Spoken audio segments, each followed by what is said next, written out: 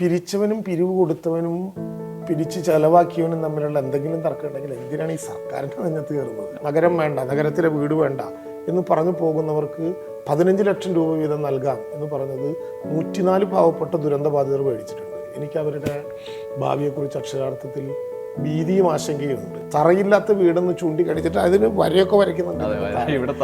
9 പില്ലറിൽ നിൽക്കുന്ന ഒരു വീടിന് പിന്നെ എന്തിനാ തറ? പിരിച്ചെടുത്ത കാശ് കൊണ്ടൊരു മിഠായി പോലും മേടിച്ചു കൊടുക്കാതെ കൈ വെച്ചിരുന്ന ആരോപണങ്ങൾക്ക് വിധേയരായവർ പോലും സ്ഥലം കാണാതെ, വീട് കാണാതെ ഈ വീടിന് തറയില്ല എന്ന ചിലരുടെ ആരോപണം. തറയില്ല എന്ന് പറഞ്ഞ ആളുകള് ഇനി പില്ലർ കാണിച്ചു തരണം മാന്തി നോക്കാനും പറയാൻ ചാൻസ് ഉണ്ട്. അതുകൊണ്ട് അല്ല, ചിലപ്പോൾ ഉണ്ടാകാം. അതുകൊണ്ട് പില്ലറുകളുടെ പടമൊക്കെ നേരത്തെ തന്നെ ഞങ്ങൾ എടുത്തു വെച്ചിട്ടുണ്ട്. നമസ്കാരം, ന്യൂസ് അറ്റ് ഹൗസിന്റെ ടോക്ക് ഷോയുടെ മറ്റൊരു എപ്പിസോഡിലേക്ക് സ്വാഗതം. ഇന്ന് നമ്മുടെ അതിഥിയായി എത്തിയിരിക്കുന്നത് റവന്യൂ മന്ത്രി കെ രാജനാണ്.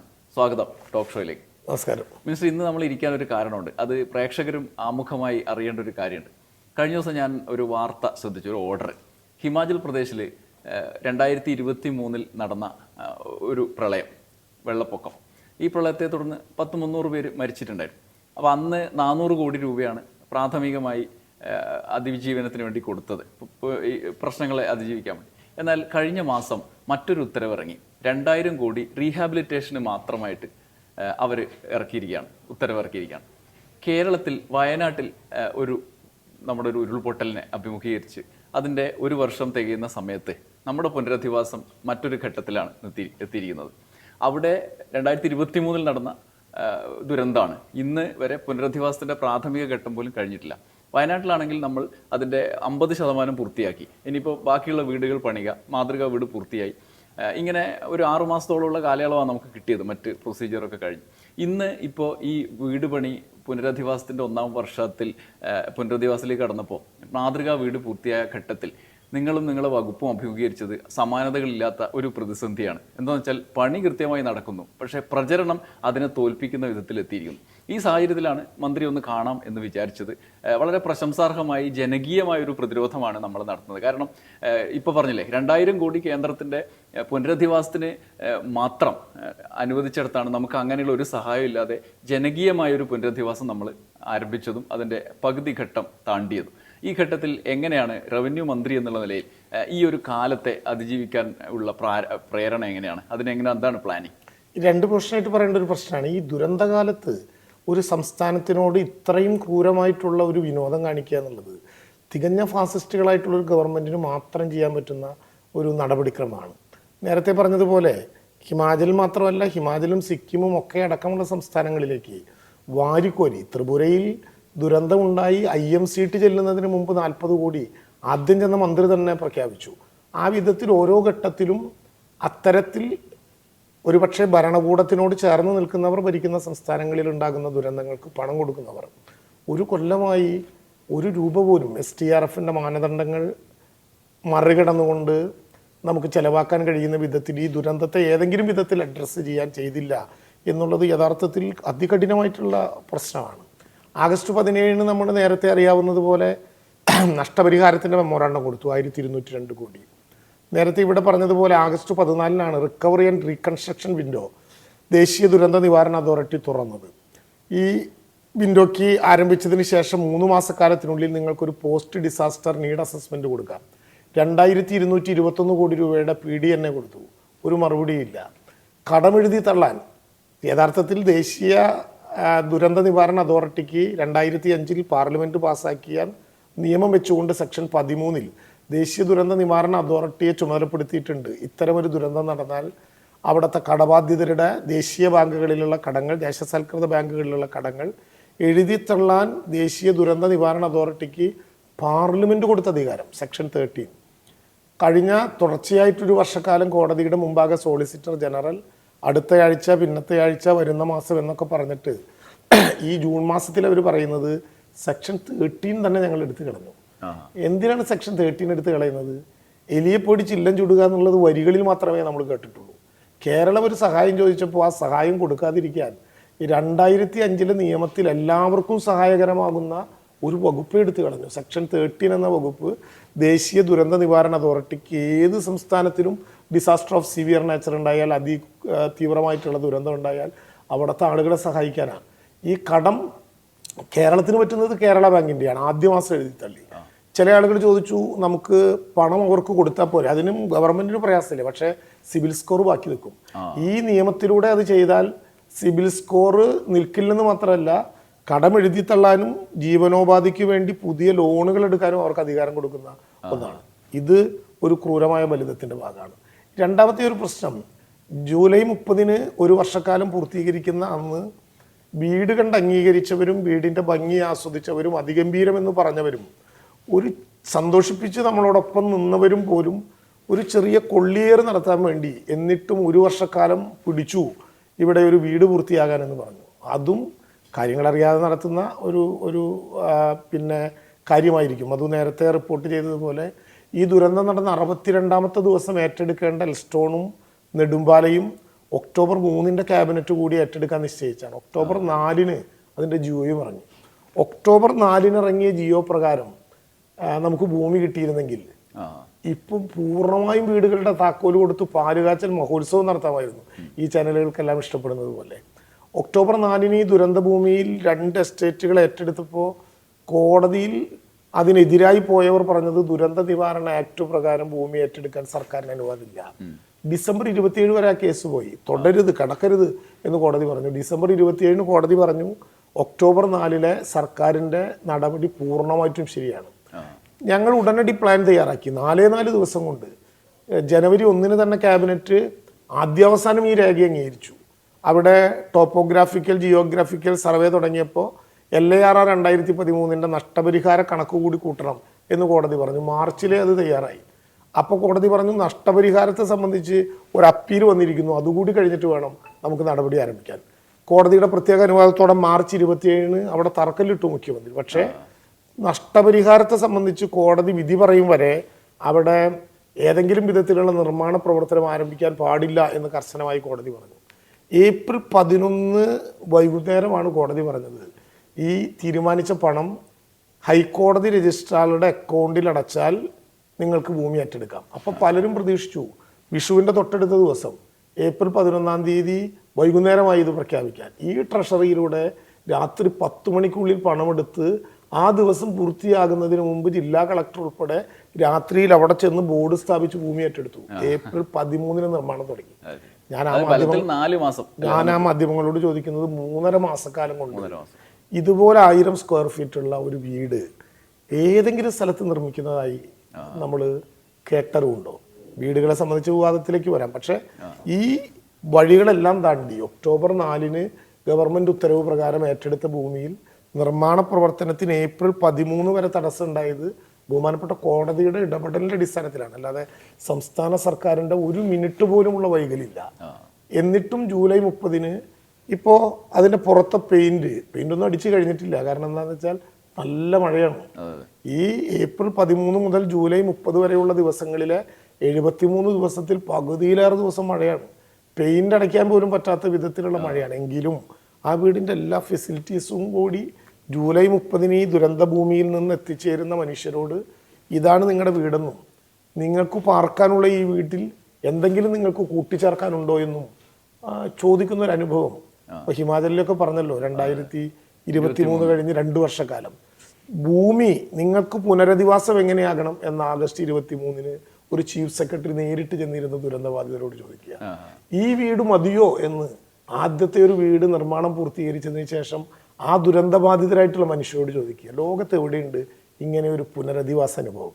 അതുകൊണ്ട് പ്രയാസങ്ങളുണ്ടെങ്കിലും ആത്മസംതൃപ്തിയോടെയാണ്. അത് മാതൃഭൂമി പത്രം ഈ 1-ാം വാർഷികം തികയുന്നതിന് എത്തുന്ന ഘട്ടത്തിൽ ഒരു സർവേ നടത്തിയിരുന്നു. ഈ 450 പേരോടും അന്വേഷിച്ചിട്ടാണ്. സാധാരണ ജനറൽ ഇലക്ഷൻ സർവേ പോലെയല്ല, കാരണം ഓരോരുത്തരെയും കാണാം.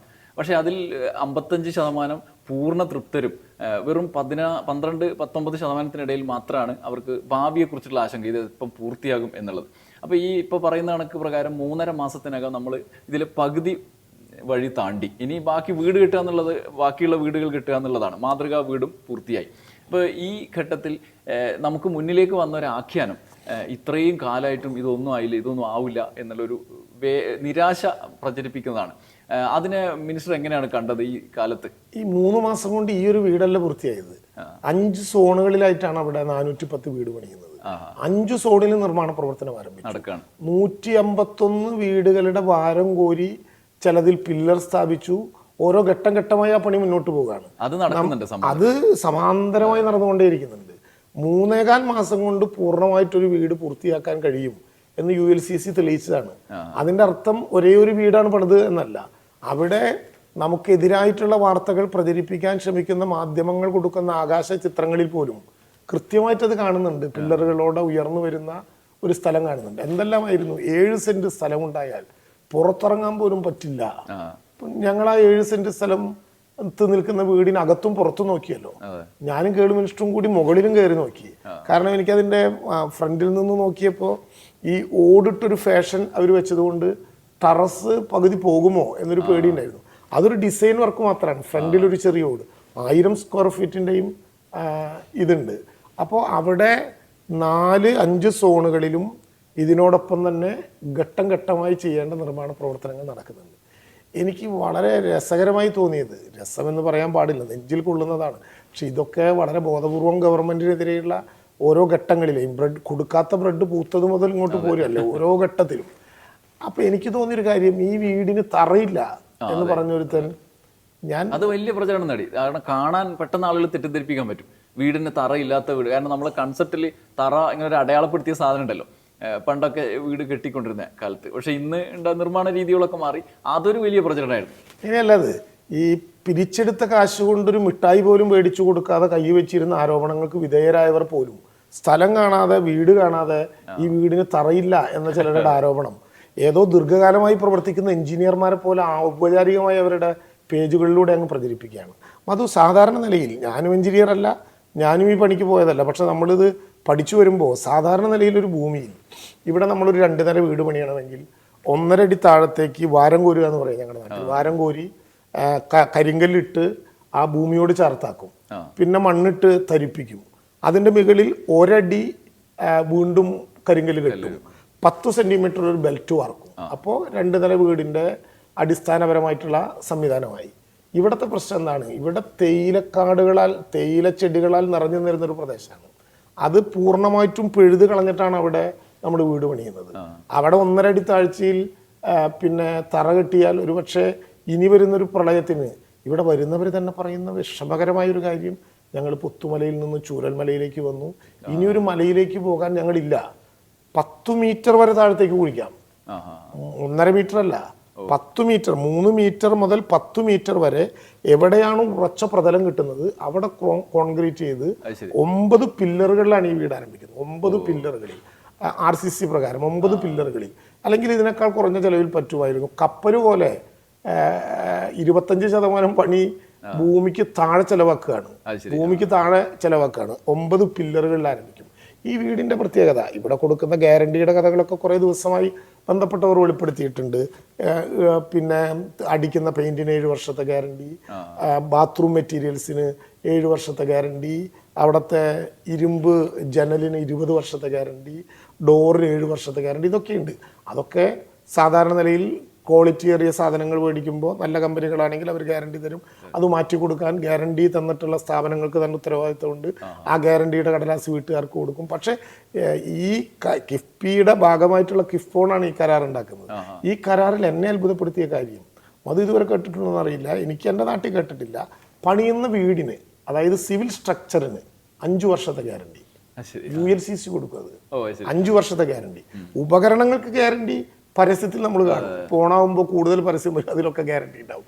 എന്നാൽ പണിയുന്ന വീടിന് 5 വർഷക്കാലത്തെ ഗ്യാരണ്ടി എഗ്രിമെന്റിൽ ഒപ്പിടുകയും അത് ALC ആയിട്ട് നിലനിർത്തുകയും അവിടെ ഒരു ചോർച്ചയോ ഒരു വിള്ളലോ ഏതെങ്കിലും വിധത്തിൽ സിവിൽ സ്ട്രക്ചറിൽ അപകടം ഉണ്ടായാൽ 5 വർഷക്കാലത്തേക്ക് അത് പൂർണ്ണമായി ശരിയാക്കി കൊടുക്കാനുള്ള ഉത്തരവാദിത്വം ഒരു കോൺട്രാക്ട് കമ്പനിയെ ഏൽപ്പിക്കുകയും ചെയ്തിട്ടുള്ള ഒരു കരാറാണ് ഈ കരാർ. അപ്പോൾ അതുകൊണ്ട് ഏറ്റവും സുരക്ഷിതമായ വീടാണ്. ആരോപണങ്ങൾക്ക് നമ്മൾ വില കൊടുക്കേണ്ടതില്ല. അതുകൊണ്ടാണ് ഞാൻ പറഞ്ഞത് ഇത് കാണുക പോലും ചെയ്യാത്ത ആളുകൾ തറയില്ലാത്ത വീടെന്ന് ചൂണ്ടിക്കാണിച്ചിട്ട് അതിന് വരയൊക്കെ വരയ്ക്കുന്നുണ്ട്. 9 പില്ലറിൽ നിൽക്കുന്ന ഒരു വീടിന് പിന്നെ എന്തിനാ തറയേക്കാൾ 9 ഇരട്ടി കരുത്താണ് ആ വീടിന്. അത് ബോധപൂർവമായിട്ടുള്ള ഗവൺമെന്റിനെതിരായിട്ടുള്ള ആരോപണമാണ്. അങ്ങനെയുള്ള വീടുകളുടെ ഒരു പുനർനിർമ്മാണം നടക്കുമ്പോൾ ഈ നേരത്തെ പറഞ്ഞ പോലെ ഓരോ മല മാറി മാറി പോകുന്ന ദുരനുഭവം ഉണ്ടാവരുത് എന്നുള്ള മുൻകരുതൽ ഈ നിർമ്മാണത്തിൽ ഉണ്ടായിട്ടുണ്ട് അല്ലേ? അതാണ് അതിന്റെ പ്രധാന പ്രശ്നം. നമുക്ക് ഇത് ഓരോ ഘട്ടത്തിലും ഈ കാര്യങ്ങൾ ഇപ്പൊ ചില ആളുകൾ ചോദിക്കുന്നുണ്ട്, കിട്ടിയ പണം വീതം വെച്ച് കൊടുത്തുകൂടെ? സത്യത്തിൽ മധു, എൻ്റെ മനസ്സിൽ തോന്നുന്ന ഒരു ഭീതി, ഒരു പ്രയാസം, ഇപ്പോ ഈ വീടില്ലാതെ പിന്നെ ഇത് വേണ്ട, നഗരം വേണ്ട, നഗരത്തിലെ വീട് വേണ്ട എന്ന് പറഞ്ഞു പോകുന്നവർക്ക് 15 ലക്ഷം രൂപ വീതം നൽകാം എന്ന് പറഞ്ഞത് 104 പാവപ്പെട്ട ദുരന്തബാധിതർ മേടിച്ചിട്ടുണ്ട്. എനിക്ക് അവരുടെ ഭാവിയെക്കുറിച്ച് അക്ഷരാർത്ഥത്തിൽ ഭീതിയും ആശങ്കയും ഉണ്ട്. നമ്മൾ ഈ സുനാമി ഘട്ടത്തിൽ 100 കണക്കിന് സ്പോൺസർമാർ വീടങ്ങ് പണിത് കൊടുത്തു. 6 മാസവും 1 വർഷവും നിന്നില്ല. പലതിനും ഭൂമിക്ക് രേഖയില്ല, പലതിനും വീടിന് കെട്ടുറപ്പില്ല, ഫ്ലാറ്റുകൾ ചോരുന്ന അനുഭവം. ആരാണ് ഇതിൻ്റെ ഉത്തരവാദിത്വം, ആരാണ് ഇതിൻ്റെ ഗ്യാരണ്ടി, ഒരു ധാരണയില്ല. അപ്പം അതുകൊണ്ടാണ് ഞങ്ങൾ പറഞ്ഞത് ഈ ദുരന്ത ഭൂമിയിൽ നിന്ന് 15 എന്നുള്ളത് ഇരട്ടിയോ അതിനേക്കാൾ കൂടുതലോ പണം കൊടുത്ത ആളുകളെ പറഞ്ഞു വിടുക എന്ന ഒരു ഉത്തരവാദിത്വരഹിതമായിട്ടുള്ള പുനർനിർമ്മാണമല്ല. സമസ്ത തലത്തിലും അവരുടെ വിദ്യാഭ്യാസം, അവരുടെ ജോലി, അവരുടെ തൊഴിൽ, അവരുടെ പുനരധിവാസം, ഈ പുനരധിവാസ പ്രക്രിയയുടെ ഒരേ ഒരു ഘട്ടമാണ് വീട്. ബാക്കിയെല്ലാം ഇതിന്റെ കൂട്ടത്തിൽ സമാന്തരമായിട്ട് പോകുന്നുണ്ട്. അങ്ങനെ 15 ലക്ഷം വാങ്ങിപ്പോയ ആളുകൾ ഇനി വേറെ ഒരു ഇപ്പൊ പറയുന്ന പോലെ സ്വകാര്യ സംഘടനകളൊക്കെ നൽകുന്ന വീടുകളിലൊന്ന് കിട്ടിയെന്ന് വെച്ചാലും ഈ സോഷ്യൽ ലൈഫ് അവർക്ക് കിട്ടണമെന്നില്ല. ഒപ്പം ഈ ഗ്യാരണ്ടി പ്രശ്നമുണ്ട്. ഒന്ന് സോഷ്യൽ ലൈഫ്, 5 വർഷത്തെ ഗ്യാരണ്ടിയോടെ വീട് പണിയുന്ന ഏത് സ്പോൺസർമാരാണുള്ളത്? ഉള്ളിലെ മെറ്റീരിയൽ ഇത്ര ഗംഭീരമാകുന്ന പിന്നെ സ്ഥലം ഏതാണുള്ളത്? ഞാൻ പോകുന്നവരോടല്ല, പോകുന്ന ഒറ്റപ്പെട്ട ഇടങ്ങളിൽ നിന്ന് മാത്രമല്ല, പോകുന്നവരോടെല്ലാം 3 കാര്യങ്ങൾ പറഞ്ഞു. നിങ്ങൾ ചെന്ന ഇടം സുരക്ഷിതമാണെന്ന് നോക്കണം, നിങ്ങൾക്ക് ലഭ്യമാകുന്ന ഭൂമി സുരക്ഷിതമാണോ എന്ന് കാണണം, നിങ്ങൾക്ക് അവിടെ ലഭ്യമാകുന്ന വീട് സുരക്ഷിതമാണോ എന്ന് കാണണം. ഒറ്റപ്പെട്ടു പോകുമെന്നുള്ളത് മറ്റൊരു വലിയ പ്രയാസമാണ്. ഇപ്പോൾ യഥാർത്ഥത്തിൽ ഈ നഗരത്തിലേക്ക് തന്നെ നമ്മൾ എന്തിനാണ് വന്നത്? നഗരത്തിലേക്ക് വന്നത് അവിടുത്തെ ദുരന്തബാധിതർ നെഞ്ചിൽ തൊട്ടി പറഞ്ഞൊരു പ്രശ്നമുണ്ട്. ഞങ്ങൾ ദൈവമായി പലതാക്കി, ഞങ്ങളിൽ പലരും നഷ്ടപ്പെട്ടു. ബാക്കിയുള്ളവർക്ക് ഞങ്ങൾക്ക് പഴയകാലത്തിൻ്റെ ഞങ്ങളുടെ പ്രിയപ്പെട്ടവർ നഷ്ടപ്പെട്ടതിൻ്റെ ബാക്കി ഒരുമിച്ച് ചേർത്തും പേർത്തും പറയാൻ പറ്റുന്ന ഒരിടം വേണം. അത് കൂട്ടായിട്ട് വേണം. അല്ലാതെ സർക്കാർ എന്തിനാണ് ഇത്ര പണം ചെലവഴിച്ചിട്ട് ഒരു എസ്റ്റേറ്റ് കണ്ടെത്താൻ വേണ്ടി പോകുന്നത്? അപ്പോൾ ആ സോഷ്യൽ സെക്യൂരിറ്റി കൂടി അവർക്ക് നഷ്ടപ്പെടുകയാണ്. ഈ നഗരത്തിന്റെ മറ്റൊരു വ്യത്യസ്തത, ഒരു നഗരത്തിൽ കാണുന്നതെല്ലാം ഉണ്ടാകും ഇവിടെ. വീട് മാത്രമല്ല, ലൈബ്രറി ഉണ്ട്, മാർക്കറ്റ് ഉണ്ട്, ആരോഗ്യ കേന്ദ്രമുണ്ട്, അംഗനവാടികളുണ്ട്, ഇങ്ങനെ തുടങ്ങി യഥാർത്ഥത്തിൽ ചൂരൽമലയെ വേറെ ഒരു അർത്ഥത്തിൽ ഇവിടേക്ക് പറിച്ചു നടാൻ പറ്റുന്ന ഒരു സ്ഥലം നഗര സ്വഭാവത്തിലേക്ക് മാറുകയും ചെയ്തു. കൽപ്പറ്റ നഗരത്തിനോട് ചേർന്നാണ്. കളക്ട്രേറ്റിൽ നിന്ന് 1 കിലോമീറ്ററിനും 1.5 കിലോമീറ്ററിനും ഇടയില്ല. നമുക്ക് മുകളിൽ നിന്ന് ഷോട്ട് കാണാം, കൽപ്പറ്റ നഗരം കാണാം, തൊട്ടടുത്ത് കാണാം. മാത്രമല്ല അതിന്റെ ടെറസിലൊക്കെ കയറി നിന്നാൽ അത്ര മനോഹരമാണ്. ഈ ടെറസും ഇപ്പോൾ നേരത്തെ നമ്മൾ 10 സെന്റിമീറ്റർ ബെൽറ്റ് വാർക്കാന്ന് പറഞ്ഞില്ലേ, ഇവിടെ 45 സെന്റിമീറ്ററാണ്. ടെറസിലും അങ്ങനെയൊന്നുണ്ട്. അപ്പൊ യഥാർത്ഥത്തിൽ ഇനിയൊരു 2ാമത്തെ നില പണിയണമെങ്കിൽ കട്ട വെച്ചങ്ങ് പണിതാൽ മതി, വേറെ ബേസ് പോലും ഇടണ്ട. അത്ര സുരക്ഷിതമായിട്ടാണ് ആ വീടുകൾ സമ്മാനിക്കുന്നത് എന്നുള്ളതാണ്. ഇപ്പൊ ഈ ഘട്ടത്തിൽ ഞാനിങ്ങനെ മിനിസ്റ്ററോട് സംസാരിക്കണം എന്ന് വിചാരിച്ചതിന്റെ ഒരു കാരണം, ഇങ്ങനെയുള്ള പ്രവർത്തനങ്ങൾ നടക്കുമ്പോൾ തന്നെയാണ് അതിനൊക്കെ മറച്ചു പിടിക്കുന്ന തരത്തിലാണ് പൊതുമധ്യത്തിൽ സോഷ്യൽ മീഡിയയിലെ സാധ്യത ഉപയോഗിച്ചുള്ള ഒരു വലിയ പ്രചരണം. അത് ഒരു നമുക്ക് വിചാരിക്കാൻ പറ്റാത്ത, ഈ യാഥാർത്ഥ്യം ബോധമുള്ള ആൾക്ക് പോലും അന്തിപ്പുണ്ടാക്കുന്ന ഒരു പ്രചരണം. അതൊരു പരിധിവരെ വിജയിച്ചു. അത് ആരാണ് എന്താണെന്നുള്ളതിനപ്പുറത്ത് ആ ഒരു നീക്കം വിജയിച്ചു എന്നുള്ളത് പ്രധാനമാണ്. ഒപ്പം ചേർന്നുകൊണ്ട് തന്നെ ഒരു ഭൂരിഭാഗം മാധ്യമങ്ങളിലും ഒരുപക്ഷെ ഈ വാർഷിക ദിനങ്ങളിൽ ഇതിൻ്റെ ഒരു ചിത്രം പോലും കാണിക്കാൻ മെനക്കെടാത്ത മാധ്യമങ്ങളാണ്. ഒപ്പം നിരന്തരമായിട്ട് ആശങ്ക പ്രചരിപ്പിക്കുന്ന, ഈ കാത്തിരിക്കുന്ന പ്രതീക്ഷകൾ ഇല്ലാതാക്കുന്ന വിധത്തിലുള്ള വാർത്തകളും വന്നു. ഇത് ആസൂത്രിതമാണ് ഇങ്ങനെ വന്നത് എന്ന് കരുതുന്നുണ്ടോ മിനിസ്റ്റർ? ഈ വിജയിച്ചു എന്ന് മധു പറഞ്ഞതിൻ്റെ അർത്ഥം എനിക്ക് മനസ്സിലായി. കാരണം ആ ദിവസങ്ങളിൽ ആളുകൾക്കിടയിൽ ഒരു ആശങ്ക ഉണ്ടാക്കാൻ സാധിച്ചു കഴിഞ്ഞു. പക്ഷെ ആ ഘട്ടം മുതൽ ഇങ്ങനെ ഉയർത്തിപ്പിടിച്ച എല്ലാ ആശങ്കകളും ഇയാമ്പാറ്റയേക്കാൾ കുറഞ്ഞ ആയുസ്സോടെ മരണപ്പെട്ടു പോയ വിസ്മൃതിയിലാണ്ട അനുഭവങ്ങളല്ലേ നമ്മുടെ മുമ്പിലുള്ളത്. കൊടുക്കാത്ത ബ്രെഡ് പൂത്തു, എന്തൊരു വലിയ ചർച്ചയായിരുന്നു. വിദേശത്ത് നിന്ന് ആളുകൾ വിളിച്ച് പറയാൻ പറ്റാത്ത ചീത്ത ഞങ്ങളെ പറഞ്ഞു. ഇത്തിരി കഴിഞ്ഞപ്പോഴേക്കും അവർക്ക് കാര്യം മനസ്സിലായി. അവർ വിളിച്ച് മാപ്പ് പറഞ്ഞു. ഈ കഴിഞ്ഞ 2 ഓണത്തിൻ്റെ അന്ന് അടുത്ത ഓണത്തിലേക്ക് പോവുകയാണ്. നമ്മുടെ നാട്ടിൽ ഒരു പുതിയ വിഷയം ഉത്ഭവിപ്പിച്ചു. The cost involved and estimated to be എന്ന ആമുഖത്തോടെ കൊടുത്ത മെമ്മോറാണ്ടത്തിന്റെ ഒരു പോർഷൻ എടുത്ത് ഓരോ കുഴിക്കും പിണറായി വിജയനും കൂട്ടുകാരും 75,000 രൂപ തലയ്ക്ക് വില പറഞ്ഞ് മേടിച്ചു. 36 മണിക്കൂറിന്റെ ആയുസേ അതിനുണ്ടായുള്ളൂ. ഓരോ കോടതി വിധി വരുമ്പോഴും ഈ സ്ഥലം കിട്ടാൻ പോകുന്നില്ല, നിങ്ങൾക്ക് പുനർനിർമ്മാണം കിട്ടാൻ പോകുന്നില്ല, അതിനും കുറഞ്ഞ കാലത്ത് ആയുസേ ഉണ്ടായുള്ളൂ. ഇങ്ങനെ നടത്തുന്ന പ്രചരണങ്ങൾ അസത്യത്തിൻ്റെയും ഫാൻറ്റസിയുടെയും ആസൂത്രിതമായിട്ടുള്ള ഗൂഢാലോചനയുടെയും ഭാഗമാണെന്നുള്ളത് കൊണ്ട് എനിക്ക് ഉറപ്പുണ്ട് ജനങ്ങളത് തിരിച്ചറിഞ്ഞേ മതിയാകൂ. യഥാർത്ഥത്തിൽ ഇങ്ങനെ ആസൂത്രണം ചെയ്ത് ആരോപണങ്ങൾ ഉന്നയിച്ച് കേവല വിജയം നേടുന്നവരുടെ ലക്ഷ്യം കേരളത്തിൻ്റെ മുഖ്യമന്ത്രി ആയിരിക്കാം, ഗവൺമെൻറ് ആയിരിക്കാം, ഇടതുപക്ഷ ജനാധിപത്യ മുന്നണി ആയിരിക്കാം. എല്ലാവരോടും കൂടി വിനയത്തോടെ പറയട്ടെ, നിങ്ങൾ എത്രമേൽ ആക്രമിച്ചോ പ്രയാസമില്ല. കാരണം ഞങ്ങൾ ഉറച്ച സത്യത്തിലാണ് നിൽക്കുന്നത്. പക്ഷേ നിങ്ങൾ യഥാർത്ഥത്തിൽ ഇപ്പം നടത്തുന്ന ഈ പ്രചരണത്തിലൂടെ അപമാനിക്കുന്നത് ലോകത്തിൻ്റെ മുമ്പിൽ കേരളത്തെയാണ്, കേരളത്തിൻ്റെ പുനർനിർമ്മാണ പ്രവർത്തനത്തെയാണ്, കേരളത്തിൻ്റെ പുനരധിവാസ പ്രവർത്തനത്തെയാണ്. കേരളത്തിലെ പാവപ്പെട്ട മനുഷ്യരോട് ഐക്യദാർഢ്യം പ്രഖ്യാപിക്കാൻ മനസ്സു കാണിച്ചവരുടെ മുമ്പിൽ കേരളത്തെ ഇകഴ്ത്താൻ ശ്രമിക്കുന്നത് ഗുണകരമായൊന്നല്ലെന്ന് മാത്രമല്ല, ചരിത്രം കൃത്യതയോടെ മറുപടി പറയാൻ പോകുന്ന ഈ കാലത്തെയും നമ്മൾ മറികടക്കുമ്പോൾ ചരിത്രം ഏറ്റവും കൃത്യതയോടെ മറുപടി പറയാൻ പോകുന്ന ഒരു കാര്യമാണ്. മിനിസ്റ്ററുടെ ശുഭാപ്തി വിശ്വാസത്തിനോട് ചേർന്ന് നിൽക്കുന്ന ഒരു കാര്യം എൻ്റെ ശ്രദ്ധയിൽപ്പെട്ടത്, പുറമെ വലിയ ചർച്ചയൊക്കെ നടക്കുന്നുണ്ടെങ്കിലും അന്നത്തെ ദിവസം ഈ വാർഷിക ദിനത്തിൽ നമ്മളൊക്കെ വലിയ കരുതലോടെ കാണുന്നൊരു സമൂഹമുണ്ടല്ലോ, ഈ വീട് ലഭിക്കേണ്ട പുനരധിവാസത്തിന് ഇടയാകേണ്ട ആളുകളുണ്ടല്ലോ, അവർ റിപ്പോർട്ടർ ടി വിയിലാണെന്ന് തോന്നുന്നു സുജയ പാർവതിയോട് സംസാരിക്കുന്ന ഒരു വലിയ ആൾക്കൂട്ടത്തെ അല്ലെങ്കിൽ അതിന് ഉപയോക്താക്കളെ ഞാൻ കണ്ടു. അവരൊക്കെ വലിയ പ്രതീക്ഷയിൽ പങ്കുവെക്കുന്നുണ്ട്. ഈ വീടിനോ കണ്ടതിൻ്റെ സന്തോഷം നമ്മളെ കണ്ണു നിറക്കുന്ന കാഴ്ചയായിരുന്നത്. അങ്ങനെ അതിൻ്റെ നേരിട്ട് ആർക്കാണോ ലക്ഷ്യത്തിലെത്തിക്കേണ്ടത് അവരുടെ മനസ്സിലുണ്ടാകുന്ന സംതൃപ്തി, അത് നിങ്ങളുടെ ഈ നീക്കത്തിന് ഗുണകരമാണ്, പ്രേരണയാണ് എന്നുള്ളത് ഈ കാലത്ത് ഈ സമയത്ത് ശ്രദ്ധിക്കേണ്ടതുണ്ടെന്ന് തോന്നുന്നു. ആ നേരത്തെ ഞാനും കളക്ടറും ബഹുമാനപ്പെട്ട ആ ജില്ലയിലെ ചുമതലക്കാരനായിട്ടുള്ള മന്ത്രി ശിവാർക്കളും ഒക്കെ അവിടെ ഉണ്ടായിരുന്നു. ആളുകൾ വന്ന് നമ്മളോട് കാണിക്കുന്ന ഒരു സന്തോഷവും അനുഭവം എത്രയാണ്. നല്ല തടിച്ചു പൊക്കത്തിലുള്ള, ഞാൻ പേര് പെട്ടെന്ന് മറന്നുപോയി, എനിക്ക് എപ്പോൾ കണ്ടാലും അറിയാം, അദ്ദേഹം ഞങ്ങളോട് ഇവരുടെ എല്ലാം മുമ്പിൽ വെച്ച് പറഞ്ഞത്, എൻ്റെ ഒരു ജീവിതകാലം മുഴുവൻ ഞാൻ പണിയെടുത്താലും എനിക്ക് ഉണ്ടാക്കാൻ പറ്റാത്തൊരു വീടാണ് ഈ ഗവൺമെൻറ് ഉണ്ടാക്കി തരുന്നത്. 3 ചേച്ചിമാരുണ്ടായിരുന്നു, അവർ അടുക്കളയിൽ നിന്ന് മാറുന്നതേ ഇല്ല. ഞങ്ങളുടെ ലോകം ഇതാണെന്നുള്ള വിശ്വാസത്തിൽ അവരവിടെ നിൽക്കുകയാണ്. അപ്പോൾ അവരെന്നോട് പറഞ്ഞു, സാർ ഞങ്ങൾക്കൊരു തെറ്റുപറ്റി, അത് ആദ്യത്തെ പ്രചരണമൊക്കെ കേട്ടിട്ട് ഞങ്ങൾ 2-3 തവണ ഇവിടെയൊക്കെ വന്നു നോക്കിയപ്പോൾ തറയിൽ നിന്ന് പില്ലർ എടുക്കുന്നതേ ഉള്ളൂ. ഞങ്ങളപ്പോൾ അടുത്ത കാലത്തൊന്നും ഇതാവില്ല എന്ന് വിചാരിച്ചു. പലരും ഞങ്ങളെ പേടിപ്പിച്ചതുപോലെ ആവശ്യമായ സൗകര്യം ഇല്ല എന്ന് വിചാരിച്ചു. ഇത് കണ്ടപ്പോൾ ഞങ്ങൾ എല്ലാത്തിനും ക്ഷമ ചോദിക്കുന്നു. കാരണം അത്രമാത്രം അവിടെ വന്ന ഒരാൾ പോലും, ഞാൻ ആ ദുരന്തബാധിതർക്കിടയിൽ ആ ദുരന്തബാധിതരായിട്ടുള്ള ആളുകളെ ആ വീട്ടിലേക്ക് ഒന്ന് കൊണ്ടുവന്നാൽ എനിക്ക് തോന്നുന്നു 99% ആളുകളും, പ്രത്യേകിച്ച് വിരോധമില്ലെങ്കിൽ, നല്ല അഭിപ്രായമല്ലാതെ മറ്റൊന്നും പറയില്ല. അവർ സംതൃപ്തരാണ്.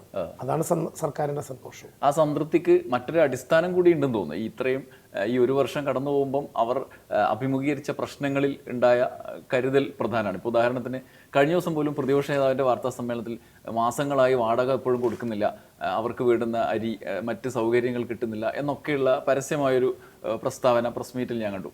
പക്ഷേ അതിന് തൊട്ട് മുമ്പ് ഞാൻ നേരത്തെ സൂചിപ്പിച്ച മാതൃഭൂമിയുടെ ഈ സർവേയിൽ ഓരോരുത്തരും പറയുന്നുമുണ്ട് ഓരോ മാസം എന്തൊക്കെ കിട്ടുന്നു. അതിനെക്കുറിച്ചുള്ള വിശദാംശം എന്താണ്? ഇവരിപ്പോൾ എങ്ങനെയാണ് അവർ ജീവിക്കുന്നത്? എന്തൊക്കെയാണ് അവർക്ക് ലഭിക്കുന്നത്? ഞാൻ ചോദിക്കുന്നത് 813 ആളുകളുടെ വാടക കൊടുത്താണ് നമ്മൾ തുടങ്ങിയത്. കാരണം അന്ന് ഈ പൂർണ്ണമായും വീട് നഷ്ടപ്പെട്ടവർ മാത്രമല്ല, അപ്പോൾ വീട്ടിലേക്ക് തിരിച്ചു പോരാൻ പറ്റാത്തവരെയൊക്കെ നമ്മൾ ക്യാമ്പുകളിൽ നിന്ന് മാറ്റി. അത് ഓരോ ഘട്ടത്തിൽ വീടുകളിലേക്ക് പോകുന്നവരെ ഒഴിവാക്കി ഇപ്പോഴും 533 ആളുകൾക്ക് ആദ്യ മാസം ആഗസ്റ്റ് മാസം മുതൽ തുടങ്ങിയതിൽ 1 മാസക്കാലത്തെ വാടക പോലും കിട്ടാതില്ല. 1 മാസക്കാലത്തെ വാടകയുടെ പോലും കുടിശ്ശികയില്ല. ഉണ്ടാകാൻ പാടില്ല. കാരണം അത് ഗവൺമെൻറ് ഉത്തരവാദിത്തമാണ്. എന്തെല്ലാമായിരുന്നു പ്രചരണങ്ങൾ. ഇതുണ്ടായാൽ 2 മാസം കൊണ്ട് ഇവർ തടി തപ്പും, 2 മാസക്കാലത്തെ വാടക തന്നിവർ തടി തപ്പും. ഞങ്ങളെത്ര കണ്ടതാ, ഞങ്ങളെ കണ്ടിട്ടുണ്ടാകില്ല, വേറെ ചില അനുഭവങ്ങളായിരിക്കും കണ്ടിട്ടുണ്ടാകുക. ഞങ്ങളന്ന് പറഞ്ഞു, എന്നാണോ ഇവർക്ക് സ്ഥായിയായ പുനരധിവാസം ഉണ്ടാവുക അന്ന് വരെ മാസമാദ്യം വാടക കൊടുക്കും. അതിപ്പോഴും തുടരുകയാണ്. 300 രൂപ വീതം ഒരു വീട്ടിലെ 2 പേർക്ക് ജീവനോപാധി 6000 രൂപ വാടക ഇനത്തിൽ കൊടുക്കുകയാണ്. മാസം ഒരു കുടുംബത്തിലെ 2 പേർക്ക് ജീവനോപാധി നഷ്ടപ്പെട്ടവർക്ക് 300 രൂപ വീതം 2 പേർക്ക് ഇപ്പോഴും കൊടുക്കുന്നുണ്ട്. അത് ശരി. ചില ആളുകൾക്ക് കിട്ടുന്നില്ല എന്നൊക്കെ പരാതി ചെറുതുണ്ട്. ആ പരാതികൾ DDMA പരിശോധിച്ച് ഇങ്ങോട്ട് അയച്ചാൽ പരിഹരിക്കാം എന്ന കാര്യം ഞങ്ങൾ പറഞ്ഞു. ഭക്ഷ്യക്കിറ്റുകൾ നേരത്തെ മുതൽ വിതരണം ചെയ്തതാണ്. ആദ്യത്തെ പുതുവത്സരത്തിന് ക്രിസ്തുമസും പുതുവത്സരവും വന്നപ്പോൾ 2000 രൂപയുടെ ഒരു കൂപ്പണാണ് നമ്മൾ കൊടുത്തത് ഡിസംബർ മാസത്തേക്ക്.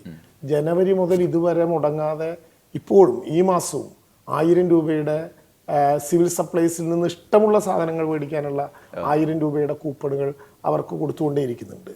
അവരുടെ ആശുപത്രി ചെലവ് സർക്കാർ വഹിക്കാൻ വേണ്ടി നിശ്ചയിച്ചു. അതുമായി ബന്ധപ്പെട്ട് അവർക്കൊരു കാർഡ് തന്നെ കൊടുത്തു, റെഡ് കാർഡ്. അത് അവർക്ക് ഒരു ഹോസ്പിറ്റൽ പറഞ്ഞിട്ടുണ്ടാകും, അവിടുത്തെ PHC അവിടെ കാണിച്ച് തുടർ ചികിത്സയ്ക്ക് ഏത് സ്വകാര്യ ആശുപത്രികളിൽ കോഴിക്കോട്, വയനാട്, മലപ്പുറത്ത് പോയാലും അതിന്റെ പണം സർക്കാർ കൊടുക്കും. ബില്ല് മേടിച്ച് റീഇംബേഴ്സ്മെന്റിന്റെയോ അല്ലെങ്കിൽ ബില്ല് മേടിച്ച് മെഡിക്കൽ ബോർഡിന്റെ ഒരു പരിശോധനയുടെയും കാര്യം ഉണ്ടാകും. അത് സാധാരണ നിലയിലുള്ള നടപടിക്രമങ്ങളുടെ ഭാഗമാണ്. അവർക്ക് ആ മെഡിക്കൽ സഹായം ചെയ്യും. കച്ചവടക്കാർക്ക് ദീർഘമായൊരു കാലത്തെ പ്രശ്നമായിരുന്നു. കച്ചവടക്കാർക്ക് നഷ്ടപരിഹാരം കിട്ടുന്നില്ല. നഷ്ടപ്പെട്ട പൂർണ്ണമായിട്ടുള്ള കച്ചവടക്കാർക്ക് നഷ്ടപരിഹാരം കൊടുക്കാൻ തീരുമാനിച്ചു. അതിനൊരു ജില്ലാതല ഉപസമിതിയെ നിശ്ചയിച്ചു. അവരത് അസസ് ചെയ്ത് തന്നാൽ ഏറ്റവും ചുരുങ്ങിയ സമയം കൊണ്ട് അത് കൊടുക്കും. ഇങ്ങനെ അവിടെ ആരംഭിച്ചത് മുതൽ നമ്മളവിടെ ഒരു മൈക്രോ പ്ലാൻ കൊണ്ടുവന്നു. 1027 കുടുംബങ്ങൾക്ക് വേണ്ടി 4987 കുടുംബാംഗങ്ങൾക്ക് വേണ്ടി 6107 പ്ലാനുകൾ. വിദ്യാഭ്യാസം, ആരോഗ്യം, പിന്നെ ലൈവ്ലിഹുഡ്, നൈപുണ്യ വികസനം, ഈ 4 കാര്യങ്ങളെ കേന്ദ്രീകരിച്ച് ഇപ്പോൾ ഒരു 3.5 കോടി രൂപ കൂടി കൊടുത്തിട്ടുണ്ട്. ഈ അവസാനം 3.5 കോടി കൂടി കൊടുത്തിട്ടുണ്ട്. ഒരു മൈക്രോ പ്ലാൻ എല്ലാ ഡിപ്പാർട്ട്മെൻറ്റുകളെയും കൂട്ടിയോജിപ്പിച്ചുകൊണ്ട് അവർക്ക് ഇങ്ങനെ എങ്ങനെ ജീവിക്കാം. പശു വളർത്തലാണോ, അവർക്ക് സ്വയം സംരംഭങ്ങളാണോ, MSME ആണോ, അവർക്ക് മറ്റ് കൂട്ടായിട്ടുള്ള ജോലികളാണോ, ഏതാണോ അതിനുള്ള സൗകര്യം. ഞാൻ ഒരു കാര്യം പറയുന്നത്, എന്നെ ഏറ്റവും പേടിപ്പിച്ചൊരു കാര്യം അവിടുത്തെ കുട്ടികളാണ്. കാരണം ആ വെള്ളാർമല സ്കൂളും മുണ്ടക്കൈ LP സ്കൂളും തകർന്നു പോകുമ്പോൾ അവിടുത്തെ കുട്ടികളും അവിടുത്തെ അധ്യാപകരും ആ വെള്ളാർമല സ്കൂളിനെ അത്രമാത്രം സ്നേഹിച്ച വേണുമാഷ്ട പാട്ടൊക്കെ ലോകം മുഴുവൻ വൈറലാണ്. അവരുടെ ഒരു മാനസികാവസ്ഥ വലുതായിരുന്നു. മേപ്പാടി ഹയർ സെക്കൻഡറി സ്കൂളിലേക്ക് വെള്ളാർമല സ്കൂളിലെ കുട്ടികളെ മാറ്റി. APJ അബ്ദുൽ കലാം പിന്നെ കമ്മ്യൂണിറ്റി ഹാളിലേക്ക് മുണ്ടക്കൈ LP സ്കൂളിലെ കുട്ടികളെ മാറ്റി. വളരെ സന്തോഷത്തോടെയും അഭിമാനത്തോടെയും. അവിടെ മേപ്പാടി ഹയർ സെക്കൻഡറി സ്കൂളിൽ 5 കുട്ടികളിരിക്കുന്ന ബെഞ്ചിൽ ഇതേ 6ാമത്തെ ഒരുത്തനെന്ന് കൊണ്ട് തള്ളിയതല്ല. അവിടെ ഒരു പുതിയ കെട്ടിടം പണിതു, 8 മുറികൾ, 2ാമത്തെ കെട്ടിടം വരുന്നു, 4 മുറികൾ. വെള്ളാർമല സ്കൂളിൽ നിന്ന് മേപ്പാടി ഹയർ സെക്കൻഡറി സ്കൂളിലേക്ക് SSLC തുടർന്നെഴുതിയ, പല മാനസികാവസ്ഥയിൽ തുടർന്നെഴുതിയ എല്ലാ കുട്ടികളും വിജയിച്ചു. ചെറിയ സന്തോഷമല്ല. അവരുടെ മാനസികാവസ്ഥയെ മാറ്റി പഠനത്തിലേക്ക് തിരിച്ചു കൊണ്ടുവന്ന് 32ാമത്തെ ദിവസം സ്കൂൾ വീണ്ടും ആരംഭിച്ച് 100% വിജയം. 17 കുട്ടികൾ അവിടെ അച്ഛനോ അമ്മയോ നഷ്ടപ്പെട്ടവരുണ്ട്. അവർക്ക് 5 ലക്ഷം രൂപ ആദ്യം ഡെപ്പോസിറ്റ് ചെയ്തു, 3 ലക്ഷം രൂപ പിന്നീട് CSR ഫണ്ടിലൂടെ കൊടുത്തു. അച്ഛനും അമ്മയും നഷ്ടപ്പെട്ട 7 കുട്ടികളുണ്ട്. ആദ്യം 10 ലക്ഷം രൂപ അവരുടെ അക്കൗണ്ടിലേക്ക് കൊടുത്തു, പിന്നെ 3 ലക്ഷം രൂപ CSRലൂടെ കൊടുത്തു. അന്യ സംസ്ഥാന തൊഴിലാളികളായിട്ടുള്ള, അതിഥി തൊഴിലാളികളായിട്ടുള്ള 3 കുട്ടികളുണ്ട്. അവർക്കും ഈ സൗകര്യം കൊടുത്തു. മധു, 18 വയസ്സിനും 21 വയസ്സിനും ഇടയിൽ പ്രായമായ കുട്ടികൾ ഈ കൂട്ടത്തിലുണ്ടെങ്കിൽ അവർക്ക് പഠിക്കാൻ ഓരോ മാസവും കേന്ദ്ര പദ്ധതിയുടെ സഹായത്തോടെ 4000 രൂപ സ്റ്റൈപ്പൻഡ് ഒരു മാസം പോലും വിടാതെ നമ്മൾ വിതരണം ചെയ്യുകയാണ്. ആരെയും ബോധപൂർവം ഒഴിവാക്കപ്പെട്ടിട്ടില്ല. പിന്നെ ഇത്ര വലിയൊരു ദുരന്തത്തിനിടയിൽ ഏതെങ്കിലും വിധത്തിൽ ആക്ഷേപം ഉന്നയിക്കാൻ ശ്രമിക്കുന്നവരൊക്കെ കൊച്ചു ആരോപണങ്ങൾ പറഞ്ഞ് ഇതിനെ പർവ്വതീകരിക്കുകയാണ്. യഥാർത്ഥത്തിൽ മാതൃഭൂമി ഉൾപ്പെടെ അങ്ങ് പറഞ്ഞല്ലോ, അവിടെ പോയി കുത്തിയും ചാടിച്ചും വടി കൊടുത്തും ചോദിച്ച മഹാഭൂരിപക്ഷം ആളുകളും സംതൃപ്തി രേഖപ്പെടുത്തിയിട്ടും അതിനെ മറികടക്കാൻ കഴിയുന്ന ഒരു പ്രചരണം ഉണ്ടാകുന്നത് ഒരു ഗൂഢാലോചനയുടെ ഭാഗമാണ്. അത് ഈ ഗവൺമെന്റിനെതിരാണ്. ഗവൺമെന്റിനെതിരായിട്ടുള്ള ഗൂഢാലോചന നടക്കട്ടെ, അത് രാഷ്ട്രീയമായി ഞങ്ങൾ നേരിടേണ്ടതാണ്. പക്ഷെ ഈ പാവപ്പെട്ട ദുരന്തബാധിതരെ ആശങ്കപ്പെടുത്തിയിട്ടും അവരെ പ്രയാസപ്പെടുത്തിയിട്ടും കേരളത്തെ ലോകത്തിന് മുമ്പിൽ അപമാനിച്ചും എന്ത് നേടാനാണ്? അങ്ങനെ അവരുടെ ഒരു പ്രതീക്ഷയ്ക്ക് മേലുള്ള ഒരു കരിനിഴൽ പോലെ അവർക്ക് മുന്നോട്ട് പോകാൻ തന്നെ പ്രതിസന്ധിയാവും എന്നുള്ളൊരു പേടി ഉണ്ടാക്കുന്ന തരത്തിലായിരുന്നു പ്രചരണം കൂടുതലും. അതിനെ അവരെ അതിജീവിക്കാനുള്ളൊരു പ്രതീക്ഷ ലഭിക്കുന്നത് ഈ ഒരു നിർമ്മാണത്തിൽ നിന്ന് തന്നെയാണല്ലേ, ടൗൺഷിപ്പിൽ നിന്ന് തന്നെയാണല്ലേ? ഉറപ്പായിട്ടും. ആദ്യത്തെ ദിവസം അത് അവിടെ ഞങ്ങളൊരു മോഡൽ വീടിന്റെ പടം ചോക്ക് കൊണ്ട് വരച്ചിട്ടുണ്ടായിരുന്നു, കണ്ടിട്ടുണ്ടാവും. അവിടെ ഈ പഠനമുറി എന്നൊക്കെ വന്ന് എഴുതി വെച്ച സ്ഥലത്ത് കുട്ടികളൊക്കെ വന്ന് ചാടുകയാണ്. അവരിങ്ങനെ ഒരു പുതിയ വീട്ടിലേക്ക് വരുന്നുണ്ട്. ഇപ്പോൾ നമ്മൾ പറയുന്നത് പോലെയല്ല. ഞാൻ ഈ ആരോപണം ഉന്നയിക്കപ്പെട്ട എല്ലാ രാഷ്ട്രീയ നേതാക്കളെയും, പ്രത്യേകിച്ച് പ്രതിപക്ഷത്തിൻ്റെതാണല്ലോ, ചെറുപ്പക്കാരായിട്ടുള്ള ഒരുപാട് പേർ അതുപോലെ അങ്ങ് കയറി ജനപ്രതിനിധികൾ ഉൾപ്പെടെ ഉള്ളവർ നാട്ടുഭാഷയിൽ പറഞ്ഞാൽ ആർമാദിച്ചല്ലോ. അവരെല്ലാവരെയും ഞാൻ ആ നഗരത്തിലേക്ക് സ്വാഗതം ചെയ്യുകയാണ്. വേണമെങ്കിൽ ഞാൻ കൂടി വരാം, നമുക്ക് ഒരുമിച്ച് കാണാം, അവിടെ നിങ്ങൾ ചൂണ്ടിക്കാണിക്കുന്ന ഏത് തെറ്റും പറയാം. 15 ലക്ഷം രൂപ നല്ല വീടിന്, 30 ലക്ഷം രൂപ ഈ വീടിന്. ആരാണ് ഇവരെ പരിചയപ്പെടുത്തിയത്? 15 ലക്ഷം രൂപയുടെ വീട് ഉണ്ടാക്കിയതിനെ കുറിച്ച് പറഞ്ഞ ഏജൻസി തന്നെ പറഞ്ഞു ഞങ്ങളുടെ വീടിന് 15 ലക്ഷം അല്ല. ഇവിടെ യഥാർത്ഥത്തിൽ ഒരു വീടിന് കൊടുക്കുന്ന സംഖ്യ എത്രയാണ്?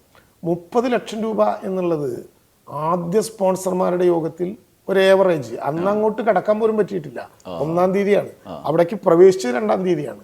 അങ്ങ് പ്രവേശിക്കാതെ ഒരു ഏരിയൽ ചിത്രമെടുത്ത് മണ്ണ് നിരപ്പാക്കാനും വരാനും ഭൂമിയുടെ സ്വഭാവം കാണാനും ഒന്ന് നേരിട്ട് സോയിൽ ടെസ്റ്റ് പോലും നടത്താതെ ഏവറേജ് ഈ പറയുന്ന വിധത്തിലുള്ള ഇൻഗ്രീഡിയൻസോട് കൂടി ഒരു വീട് പണിതാൽ 30 ലക്ഷം രൂപ വരെയാകാം എന്ന് നേരത്തെ ഉണ്ടായ ഒരു ചർച്ചയാണ്. പക്ഷെ അത് പിന്നീട് ഒരു കോമൺ പ്രോഗ്രാമായിട്ടാണ് നമ്മൾ അതിൻ്റെ പൈസ എടുത്തത്. പക്ഷെ അതിലെ ഒരു കമ്പോണൻ്റാണ് വീട്, മൊത്തം ഒരു ടോട്ടൽ സംവിധാനമാണ്. ആ കമ്പോണൻ്റായിട്ടുള്ള വീടിന് സാധാരണ നിലയിൽ ഇപ്പോഴത്തെ DSR പ്രകാരം, ഞങ്ങൾ PWDയുടെ DSR 21 പ്രകാരം 31.5 ലക്ഷവും GST എന്നാണ് കാണുന്നത്. പക്ഷെ ഇവരുമായിട്ട് കരാറുണ്ടാക്കുന്നത് കേവലം 22 ലക്ഷവും GST എന്ന വിധത്തിലാണ്. 30 ലക്ഷം എന്ന കണക്കേ ഈ കോൺട്രാക്റ്റിലില്ല. 22 ലക്ഷവും GST, അതും 5 കൊല്ലത്തെ വാറണ്ടി പറയാവുന്ന ഒരു സ്ഥാപനത്തിന്. ULCCയെ കുറിച്ച് പല വിധത്തിലുള്ള കഥകൾ പ്രചരിപ്പിക്കുന്നുണ്ട്. പക്ഷെ കൊടുത്ത ഫണ്ടിൽ ബാക്കിയുള്ള പണം സർക്കാരിലേക്ക് തിരിച്ചടച്ച അനുഭവം ഉൾപ്പെടെ കേരളം പൊതുവായി അംഗീകരിക്കുന്നതാണ്. കേരളത്തിലെ ഭരണപക്ഷവും പ്രതിപക്ഷ നേതാവിനോട് ഉൾപ്പെടെ സംസാരിച്ചിട്ടാണ് ULCCയിലേക്ക് നമ്മൾ പോകുന്നത്. അതുൾപ്പെടെ അംഗീകരിച്ച് പോകുന്ന ഒരു കാര്യമാണ്. പക്ഷെ ഇതെന്തെങ്കിലും അങ്ങ് പറയണം. ഇത്രമേൽ പ്രതീക്ഷകളുടെ ഒരു ഗോപുരത്തിലേക്ക് മനുഷ്യൻ കടന്നു പോകുമ്പോൾ അവന്റെ ഈ ചെറിയ സന്തോഷങ്ങളെ തല്ലിക്കെടുത്താനുള്ള ഒരു ബോധപൂർവമായ ഈ പ്രതിപക്ഷ നേതാവ് ഉൾപ്പെടുന്ന ഒരു സമിതിയാണല്ലോ നമ്മളിത് ഒരു മേൽനോട്ടം വഹിക്കുന്നത്. അത്തരത്തിലുള്ള യോഗങ്ങൾ ചേരുകയും അത് എന്താണ് സംഭവിക്കുന്നത് കൺവിൻസ് ചെയ്യുകയൊക്കെ ചെയ്യുന്നുണ്ടല്ലോ. പിന്നെ ആ ഉത്തരവാദിത്വം അദ്ദേഹത്തിനുണ്ട്, പ്രതിപക്ഷത്തിനുണ്ട്. അപ്പോഴാണ് ഇങ്ങനെയുള്ള പ്രചരണങ്ങൾ നടക്കുന്നത്. ഞാൻ പറയുന്നത് മേൽനോട്ട സമിതിയിൽ പ്രതിപക്ഷ നേതാവ് അടക്കമംഗമായിട്ടുള്ള ഒരു വിശകലന സമിതി നമ്മുടെ കയ്യിലുണ്ട്. 1-2 തവണ അതിനിടയിൽ കൂടുകയും ചെയ്തിരുന്നു. അദ്ദേഹത്തിന് ചിലപ്പോൾ തിരക്കുകൾ മൂലം വരാൻ പറ്റിയിട്ടുണ്ടാവില്ല. എപ്പോഴാണോ ബഹുമാനപ്പെട്ട പ്രതിപക്ഷ നേതാവ് അത് വിശകലനം ചെയ്യാൻ ഇവിടെ കൂടണോ അവിടെ കൂടണോ നേരിട്ട് കാണണോ എല്ലാത്തിനും റെഡി. കാരണം ഗവൺമെൻറ് ആഗ്രഹിക്കുന്നത് ഇവിടെ ഉചിതമായ ഗവൺമെൻറ് എന്ന് പറഞ്ഞാൽ പ്രതിപക്ഷവും ഭരണപക്ഷവും നേരത്തെ നമ്മളെപ്പോഴും പറയുന്നത് പോലെ ഈ ദുരന്ത നിവാരണ പ്രക്രിയയിൽ നമ്മളോട് മനസ്സ് ചേർത്ത് നിൽക്കാൻ കഴിയുന്ന എല്ലാവരെയും കൂടിയാണ്. ആർക്കും ഏതു ഘട്ടത്തിലും. ഇപ്പോൾ CMDRFനെ കുറിച്ച് ഞാൻ അത്ഭുതത്തോടെ ആലോചിക്കാറുണ്ട്. 700 ചില്ലുവാനം കോടി രൂപ നിങ്ങളുടെ കയ്യിൽ കിട്ടിയിട്ട് എന്ത് ചെയ്യുകയായിരുന്നു? ഓരോ ഘട്ടത്തിലല്ലേ മധു അതിന്റെ ചെലവ് വരിക. ഒരു നിർമ്മാണം അതെ കിട്ടിയാൽ 700 ചില്ലാനം കോടി കിട്ടിയാൽ കേക്ക് മുറിച്ച് പങ്കുവെക്കുന്നത് പോലെ നമുക്ക് പങ്കുവെക്കണം എന്നാണ്. അങ്ങനെ കഴിയില്ല. കാരണം ഈ മാസത്തെ വാടക ഈ മാസം കഴിഞ്ഞാലേ കൊടുക്കുക. അല്ലാതെ ദുരന്തം ഉണ്ടായ അന്ന് തന്നെ അടുത്ത ജൂലൈ മാസത്തെയോ ആഗസ്റ്റ് മാസത്തെയോ വാടക കൊടുക്കാൻ പറ്റില്ല. നിർമ്മാണം ഓരോ ഘട്ടം കഴിയുമ്പോഴാണ് അതിന് പണം കൊടുക്കുക. ഡബ്രി മാറ്റലിന് ഓരോ ഘട്ടം കഴിയുമ്പോഴാണ് കോൺട്രാക്ട് അനുസരിച്ച് പണം കൊടുക്കുക. അപ്പോൾ പണത്തിന്റെ ബില്ല് എപ്പോഴും ഏത് കാലത്തും ഏത് ഓഡിറ്റർ എടുത്തു നോക്കിയാലും ചെലവെപ്പോഴും ഉണ്ടാകുക ബില്ല് സമർപ്പിക്കുന്ന ഘട്ടത്തിലാണ്. അതുകൊണ്ട് ഒരു കാര്യം പൊതുസമൂഹത്തിനോട് പറയാനുള്ളത്, ഈ CMDRF പ്രത്യേകിച്ച് ചൂരൽമലയ്ക്കും വിലങ്ങാടിനും മാത്രമായി കിട്ടിയിട്ടുള്ള സംഖ്യ അവിടെ തന്നെ ചെലവഴിക്കും. വിവരാവകാശമുണ്ട്, സോഷ്യൽ ഓഡിറ്റിങ്ങിന് വിധേയമാക്കാം. മുഖ്യമന്ത്രിയുടെ ദുരിതാശ്വാസ നിധിയിലേക്ക് ലഭ്യമാകുന്ന പണം ഏതെങ്കിലും വിധത്തിൽ മറ്റൊരു കാര്യത്തിന് ചെലവാക്കില്ല. പക്ഷേ ഏതോ ഒരു MLA പറയുന്നത് കേട്ടു, പിശുക്കനായ ഒരു പ്രതിനിധിയാണ് സർക്കാർ. സർക്കാരിന്റെ പിശുക്ക് സർക്കാരിന് വേണ്ടിയല്ല, ആ പിശുക്ക് ഉണ്ട് എന്ന് അദ്ദേഹത്തിന് തോന്നുന്നുണ്ടെങ്കിൽ ധൂർത്തപുത്രനാണെന്ന് അദ്ദേഹം പറഞ്ഞില്ലല്ലോ. അതാണ് ഞങ്ങളുടെ ഒരു സന്തോഷം. സർക്കാർ ഒരു ധൂർത്തപുത്രനാണ് എന്ന് പറഞ്ഞില്ല, പിശുക്കനാണെന്നാണ് പറഞ്ഞത്. ആ പിശുക്ക് അദ്ദേഹം പഴയ തറവാട്ടിലെ കാരണവർമാരെ വെച്ച് ഓർമ്മ കൊണ്ടായിരിക്കും പറഞ്ഞത്. ആ അദ്ദേഹം കാണുന്ന പിശുക്ക് ഇവർക്ക് വേണ്ടി മാത്രം ചെലവഴിച്ച് ഇവർക്ക് വേണ്ടി ഉപയോഗിക്കാനാണ്, ധൂർത്തത്തോടെ ചെലവാക്കാനല്ല. അതുകൊണ്ട് വളരെ കൃത്യമാണ്, ഏത് സോഷ്യൽ ഓഡിറ്റിങ്ങിനും വിധേയമാണ് ആ കണക്ക്. പിന്നെ ഇതിലെ ഒരു പ്രചരണ സ്വഭാവം മിനിസ്റ്റർ ശ്രദ്ധിച്ചോന്നറിയില്ല. അതിനൊരു ഉദ്ദേശ ലക്ഷ്യം വരുന്നത് വീട് വെച്ചു കൊടുക്കാമെന്ന് പറഞ്ഞ് വലിയ വാഗ്ദാനം നൽകിയ പ്രധാനപ്പെട്ട രാഷ്ട്രീയ പാർട്ടികളടക്കമുണ്ട്. അവർ വലിയ തോതിൽ ആളുകളിൽ നിന്നും പണം പിരിച്ച് അതിൻ്റെ സുതാര്യത ഇപ്പോൾ സമൂഹം ചോദ്യം ചെയ്യുമ്പോഴും അത് കിട്ടുന്നില്ല. ഈ ഘട്ടത്തിൽ 15 ലക്ഷം വാങ്ങിച്ചു പോയ 104 വീട്ടുകാർ അവരിലൊക്കെയാണ് പ്രതീക്ഷ വെച്ചിട്ടാണല്ലോ ഈ പൈസ വാങ്ങിയത്. അവരൊക്കെ പെരുവഴിയിലാവുമോ എന്നുള്ള ആശങ്ക കൂടി ഉള്ള ഘട്ടത്തിലാണ് ഇവർ ഈ തരത്തിലുള്ള പ്രചരണം നടത്തുന്നത്. അപ്പോൾ ഇതിൽ നിന്ന് മറച്ചു പിടിക്കാനുള്ളൊരു ശ്രമം കൂടി ഉണ്ടോ എന്നുള്ളതാണ് മറ്റൊരു സംശയം വരുന്നത്. എനിക്ക് മനസ്സിലാവാത്തൊരു കാര്യം, പിരിച്ചവനും പിരിവ് കൊടുത്തവനും പിരിച്ച് ചെലവാക്കിയവനും തമ്മിലുള്ള എന്തെങ്കിലും തർക്കം ഉണ്ടെങ്കിൽ എന്തിനാണ് ഈ സർക്കാരിന്റെ രംഗത്ത് കയറുന്നത്? അവർ കമ്മിറ്റി കൂടി പരിഹരിച്ച് അതിന്റെ സുതാര്യത ഉറപ്പുവരുത്തട്ടെ. ഗവൺമെന്റ് ഭൂമി തരാമെന്ന് പറഞ്ഞു എന്നാണ് ഒരാൾ പറയുന്നത്. അതുമായി ബന്ധപ്പെട്ട ഏതെങ്കിലും അപേക്ഷ ഇവിടെ തന്നിട്ടുണ്ടോ? തന്നിട്ടുണ്ടെങ്കിൽ അതിന്റെ കോപ്പി കാണിക്കട്ടെ. സർക്കാർ തന്നെ കാശ് കൊടുത്ത് ഭൂമി മേടിക്കുകയാണ്. അത് 8 മാസക്കാലം കേസ് നടത്തിയിട്ട് പിന്നെ എങ്ങനെയാണ് സർക്കാർ വേറൊരാൾക്ക് വാഗ്ദാനം ചെയ്യുക? 7.5 മാസക്കാലം കേസ് നടത്തി ഭൂമി സ്വന്തമാക്കി പണം രജിസ്ട്രാറുടെ അക്കൗണ്ടിൽ അടച്ച ഒരു ഗവൺമെന്റിനോട് നിങ്ങൾ തരാമെന്ന് പറഞ്ഞ ഭൂമി തന്നില്ല എന്ന് പറഞ്ഞാൽ ആരെങ്കിലും വിധേയമാകുമോ? ഒരു രാഷ്ട്രീയ പാർട്ടിക്കെതിരായിട്ട് TLB കേസ് എടുത്തിട്ടുണ്ടെന്ന് പറയുന്നത് സർക്കാരിന്റെ ഭാഗമല്ല. TLB ഉദ്യോഗസ്ഥന്മാരെ കൊടുക്കുന്ന സർക്കാരാണെങ്കിലും ഭൂപരിഷ്കരണ നിയമം വായിച്ചാൽ അറിയാം, അത് ഒരു കോസി ജുഡീഷ്യറി അധികാരമുള്ള ഒരു സംവിധാനമാണ്. ആ സംവിധാനം ആരുടെയെങ്കിലും പരാതിയുടെ പുറത്തായിരിക്കും ആ കേസ് എടുത്തിട്ടുണ്ടാവുക. സർക്കാർ കൂടി കക്ഷിയാണ് TLBയുടെ മുമ്പാകെ. അപ്പൊ അതുകൊണ്ട് അത്തരത്തിലുള്ള കേസുകൾ ഉണ്ടായാൽ അവിടെ ബോധ്യപ്പെടുത്തിയ യാഥാർത്ഥ്യം പറയുക എന്നുള്ളതല്ലാതെ സർക്കാരിന്റെ നെഞ്ചിൽ കയറേണ്ട വിധത്തിലുള്ള ഒരു പ്രശ്നവും ഉന്നയിക്കുന്നില്ല. സർക്കാർ കാണേണ്ട കാര്യമാണെങ്കിൽ സർക്കാരിന്റെ മുമ്പിൽ വന്നാൽ സർക്കാർ കാണും. പക്ഷേ ദുരന്തബാധിതരായ മനുഷ്യരാണ്, അവർക്ക് വേദനയുണ്ട്, അവരുടെ നഷ്ടങ്ങൾ ചെറുതല്ല. എല്ലാം നഷ്ടപ്പെട്ട് ഒന്നുമില്ലാതെ സർക്കാർ കൊടുക്കുന്ന വാടക മാത്രം ആശ്രയിച്ചും സർക്കാരിൻ്റെ 1000 രൂപയുടെ കൂപ്പൺ ഏറ്റുവാങ്ങിയും ഒരു വീട്ടിലെ ജോലിയില്ലാത്ത 2 പേർക്ക് കൊടുക്കുന്ന 300 രൂപ വീതമുള്ള സഹായങ്ങൾ പറ്റിയും ജീവിക്കുന്ന മനുഷ്യരാണ്. അവരേതെങ്കിലും വിധത്തിൽ വഴിയാധാരമാക്കാതിരിക്കാൻ എല്ലാവരും ശ്രദ്ധിക്കണം. ആരെങ്കിലും പ്രത്യേകമായി ഞാൻ പറയുകയല്ല, എല്ലാവരും ശ്രദ്ധിക്കണം. അത് അവരോടുള്ള ഒരു കമ്മിറ്റ്മെന്റിന്റെ കൂടി ഭാഗമാണ്. ഈ പുനരധിവാസത്തിന്റെ ചില റിവ്യൂസ് വരുന്നുണ്ടെന്നല്ലേ പറഞ്ഞു, പുതിയ വീടുകൾ കൂട്ടിച്ചേർക്കുന്നുണ്ട്. അത് എങ്ങനെയാണ്? അവർക്ക് വേണ്ടിയിട്ടുള്ള വീടുകൾ നിലവിലെ പദ്ധതിയിൽ തന്നെ നമ്മൾ അഡീഷണൽ ഉണ്ടോ അതോ കൂടുതലായിട്ട് നമ്മൾ ചേർക്കുകയാണോ ടൗൺഷിപ്പിൽ? അല്ല, 410 വീടുകൾ ഇപ്പോഴുണ്ട്. അപ്പോൾ നമ്മളിപ്പോൾ പുനരധിവാസത്തിന്റെ ഭാഗമായി തയ്യാറാക്കിയിട്ടുള്ള ലിസ്റ്റിൽ 3 ഘട്ടം കഴിഞ്ഞു. 4ാമത്തേതിന്റെ ഭാഗമായിട്ട് ഇപ്പോൾ ലഭ്യമാക്കിയ DDMAയുടെ ശുപാർശ അനുസരിച്ചിട്ടുള്ള പരിശോധനയിൽ 49 കൂടി എടുത്തു. ഇനി 200-ലേറെ അപേക്ഷകളുണ്ട്. അവിടെ ഹിയറിംഗ് നടത്തിയിട്ടുണ്ട്. അവിടെ നേരിട്ട് തന്നെ പ്രിൻസിപ്പൽ സെക്രട്ടറി പോയി വിലയിരുത്തി നിജസ്ഥിതിയുടെ അടിസ്ഥാനത്തിലുള്ള ആളുകളെ എടുക്കും.